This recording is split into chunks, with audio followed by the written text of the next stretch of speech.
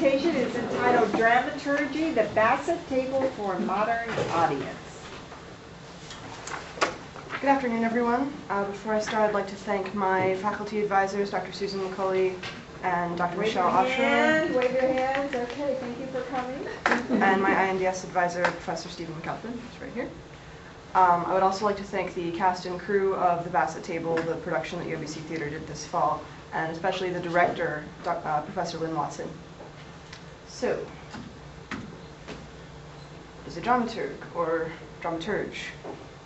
How many people have heard of a dramaturg? How many people had heard of a dramaturg before you met me? Oh, that's pretty good.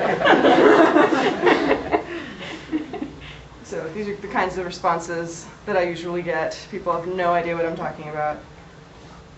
It was illegal. Yeah, one person actually did say that. So a dramaturg does a lot of things, including but not limited to editing the script, doing research, historical and cultural research to contextualize the world of the play for production. They write about plays, they attend rehearsals, they provide second opinions on everything during the production process. They work with the actors a lot of the time to make sure that they understand everything. Because if they don't understand what they're saying, the audience is not going to understand what they're saying. Most of all, they tend to serve as a translator between theater and other disciplines, especially history and cultural things. Two useful explanations that I like to use for people are that dramaturgy is kind of like the research and development department of theater, and also that basically your job is to make sure the audience will understand everything that happens on stage. And if they don't, then you haven't done your job. So the project itself, as developed by Professor Watson, she had this great idea to find these obscure plays in the public domain, which means they're not covered by intellectual property laws, that are worth re-examining, especially ones that are by female playwrights that have just somehow been overlooked.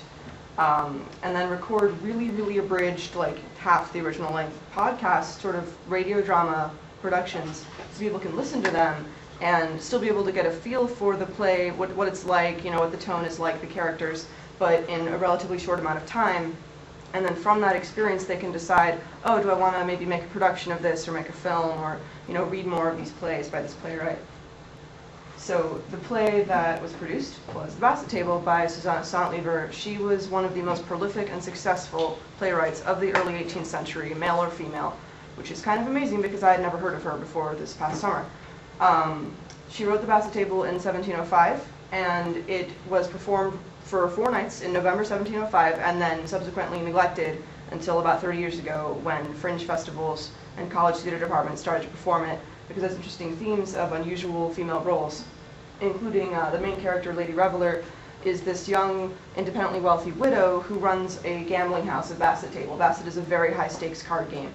Her cousin Valeria is a natural philosopher, an early modern scientist, and she's young and unmarried, so it's very unusual. It's a restoration comedy, you know, late restoration, but the characteristics would include lots of couples, lots of witty banter, lots of subplots, and it's very fun and very funny. My role as the dramaturg on this production, I edited the script with help from Dr. Oshra, who served as the dramaturgical consultant on this project. She was credited as that in the program. We each made our own edits and then met and compared, and I picked the ones I wanted to keep.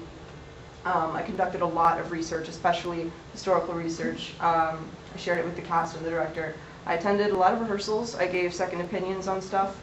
I met with the director a lot and the cast a lot during rehearsal and outside of rehearsal. They had lots of questions, which I answered, and I wrote some notes that went in the program.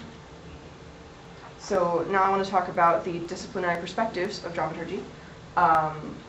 We have history and cultural studies, and literature and language, and any other disciplines as needed. So if it's a play about, you know, the war in Iraq, you're going to want to look up geopolitical conflicts in the Middle East. You integrate all of those with theater, and then you have this interdisciplinary thing of dramaturgy. So then I'm just going to walk you through my dramaturgical process on this production and the different disciplinary perspectives and methodologies that went into it. First of all, textual analysis and script editing. This is the first page of the published version of the Basset Table, which wasn't published until 1761. So you can get an idea of what it looks like. The original text was almost 2 hours, and I had to cut it down to a little bit over an hour. So, you know, in doing all of that, we also had to make sure that it still made sense dramatically, and, you know, because it's all these subplots, we had to cut a bunch of them, make sure that the whole thing still made sense in terms of character and plot. I had to compensate for the fact that it would be audio only at the end. The end product would involve no visual cues, so there's one scene where someone gives someone a ring as a bribe, but there's no mention of it, so if you had your eyes closed, you wouldn't know that what was going on, so we had to put a line in about the ring. I also had to replace or cut any archaic words, phrases, idioms that a modern audience wouldn't understand. Research from history and cultural studies. I had to research class structure in 1705 and how that influences the play as a whole. Roles for women and how unusual these roles are, and why the culture would regard them as being really unusual. Gambling and class anxiety. One of the reasons gambling was such a problem was if anybody could win a large sum of money, if any commoner could win a lot of money at gambling, then anybody could technically become a gentleman, and the upper classes were really anxious about that. And I also had to research the currency itself, because when they're playing Basset, this high-stakes card game, they're betting something called guineas, which it turns out was this gold coin that in 1705 guinea now is worth about $3,200, and they're routinely betting 1, 2, 3, 5 guineas on a single card. It's just pocket change to them. That's how wealthy they are. That's what I found out. And then the production process, of course, is from theater. I began consulting with Lynn, the director, and Dr. Oshro starting in the summer, and that continued throughout the process. I answered questions from the actors during rehearsal and outside of rehearsal. I continued editing the script and doing research because this whole process was very influential on the research process and the editing process. Almost as soon as the actors started reading the script out loud, we started to realize what other things I hadn't caught that I needed to still clarify or do more research on. So then the integrative strategies I used are from Miller-Boymancia, and the first one is advancing through checks and balances. As you can see, historical research can often make jokes funny. If you're reading a script, a lot of times you're not going to understand political jokes, current affairs jokes. Those don't age very well. So if you're reading, these jokes about current events from 1705, then it doesn't really make sense. But if you do the research, then it's funny. But the modern audience is not going to have done that research, so your ultimate check is, will the audience get it? And also, what does the director want is another major check. The other strategy I used was building complex and multi-causal explanations. A dramaturg does historical research and then translates that to the production company so that they can have a deeper understanding of the play and the playwright, the world of the play. And then the production is more accessible for a modern audience, and the audience will then get it. So the final product of all this, one thing was the staged readings that we had. The actors had the scripts in front of them on music stands, but they were still, definitely acting, interacting with each other, and that happened in December 2010. They were, Sorry. So the final product of all this is the podcast, which you can listen to at this address. So in conclusion, dramaturgy is definitely interdisciplinary. You can use history, cultural studies, literature, language, and any other disciplines you need. Like I used women's studies a little bit, like feminist history of drama at the time, cultural issues at the time, and I have dramaturged this production, which you can listen to. Thank you.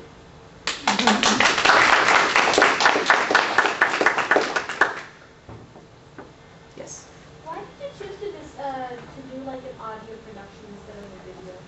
I didn't choose it. That was Lynn's choice, the director. The idea was, podcasts are sort of, you can listen to them at any time. You don't have to sit down and devote, like the finished podcast is about an hour and 12 minutes. So if someone doesn't have time to do that, they can, listen to the podcast in the car or whatever they're doing, and in more than one sitting, and it doesn't take that long, as opposed to the whole play, which is about an hour and 50 minutes. Yes.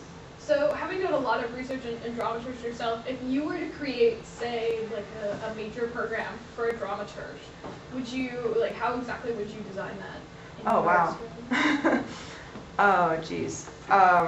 I would probably make languages required. Often dramaturgs have to know more than one language because a lot of your job might consist of translating something, or even better, working an existing translation into a nice English script that can be performed.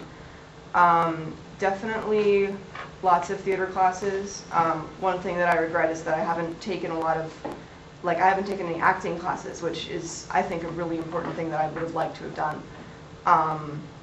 Because you need to understand how that works, where the actors are coming from. And that's a really good question. I'll have to get back to you on that. I mean, I've taken, what I've done in my major is taken, history, a couple anthropology classes, to get sort of a wide, rather broad perspective on how to analyze a culture and the play situated within that culture. Yes. Are there going to be more podcasts like that of different plays? I will have to ask Lynn. I'm not sure yet. That was the idea. She's not, last I checked, she's not sure yet what she wants to do next, but she would like to. Yes. You mentioned not having heard a set leader before this began. I'm wondering if you can tell us anything about audience response, which would be difficult for a podcast. How did people respond to this new material? The actors really enjoyed it, I can tell you that. When we first did the cold reading, they were laughing so hard, they really liked it. And at the same time, they were shocked by certain plot points. And, like the character of Sir Richard, who's really mean to his daughter, they were really shocked by that. And I think they understood that a lot of the more surprising stuff was sort of conventions of that time. As for audience response, everyone I've talked to who saw it and who has listened to it, they really liked it. I'm not really sure what else to say about that. Yes. Could you go over again why you had to cut it from 2 hours to an hour? I know some fringe festivals you only get about 60 minutes, but was the form limited more by the podcasts or by the type of festivals where you wanted to perform? No, it was the festival snuff. It was like the podcast was the primary factor in limiting the amount of time. Lynn had decided that it should be short enough that you could listen to it in like a couple sittings and not feel like you were devoting yourself to this 2-hour play, and still get an idea of what the play as a whole would be like. Yes. How in the world did you track down the obscure allusions, and were you able to find everything you wanted? That's a good question. I used the Oxford English Dictionary a lot, for obscure allusions and obscure words that I'd never seen before. And also one of the editions of the play that I have is edited by Jane Milling, and a lot of those footnotes were very helpful. Like, what do you mean there was a war with Spain and Portugal? And, that having to look that up, the footnotes in there were very helpful. There were some cases where I couldn't find what I wanted. Yeah, like, pretty rare, but in those cases, Lynn tended to be able to set me straight on, oh, we don't really need that, or, oh, it's actually this. So, yes. I'm wondering if the podcast created certain constraints. That time constraint was one could say false constraint in a way on dramaturgy. It was the requirement that you were charged with. So I'm wondering if if you were doing a production of this play for a modern audience, if the cuts would have been different that you would have made, if there would have been some of the same cuts. So what was the kernel of the play that you wanted to keep no matter what? And so is that a cohesive question? Yeah, I think so. Okay. Yeah, I mean, some of the cuts I think I would leave in place. Like there are some certain scenes and certain lines that are just really extraneous and really long and not very, not very useful to the actual plot. But because there are so many subplots, I had to cut some that I really liked. Like the one character, Mrs. Sago, I really liked her, but we didn't have time for all of her crazy antics. I would probably keep more of her stuff. I'd probably keep more of Lady Lucy's stuff. She's another favorite character of mine. The kernel, as you said, that we kept was definitely the plot with Lady Reveler gambling, her uncle disapproving, his daughter, the scientist, trying to get married. All the couples trying to get married is the main thing that we kept. All right, thank you very much.